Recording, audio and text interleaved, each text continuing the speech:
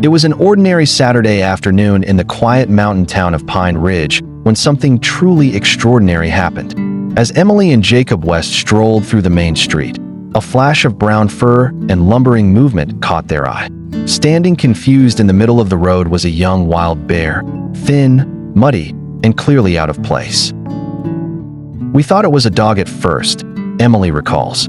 "But when it turned around, we saw those small, rounded ears and those big eyes. It was a bear, a baby, probably no more than a year old." Locals had never seen a bear this close to town. It was clear the animal was in distress. Hesitant at first, the couple slowly approached, speaking softly. The bear didn't run. Instead, it whimpered, a low, sad sound that went straight to their hearts. With no wildlife center nearby and no immediate help available, Emily and Jacob made a spontaneous decision that would change their lives. They gently coaxed the bear into the back of their truck using pieces of apple and a soothing voice, then drove it back to their home on the outskirts of town. Over the next 2 months, they did everything they could to care for the creature. They named him Bo. Under their patient watch, Bo's health slowly improved. They fed him fruits, grains, and fish, gave him a warm space in their shed, and even played soft music to calm him at night. Jacob, a carpenter, built a small enclosure in the yard to give Bo space to roam. He had a gentle spirit, Jacob says. He'd come to the porch and just sit there, watching the trees. We never tried to domesticate him. We just wanted him to feel safe.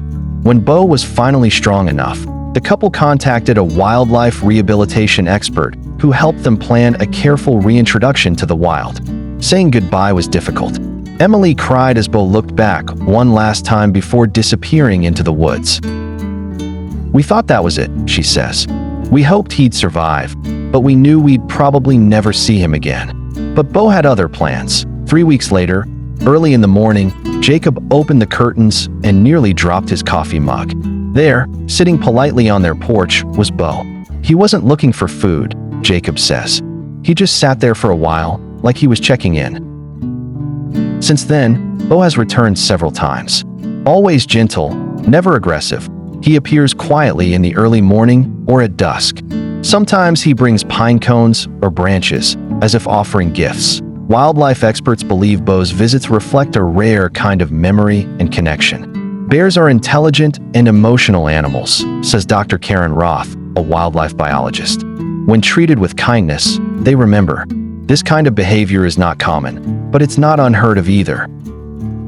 Emily and Jacob never tried to make Bo a pet.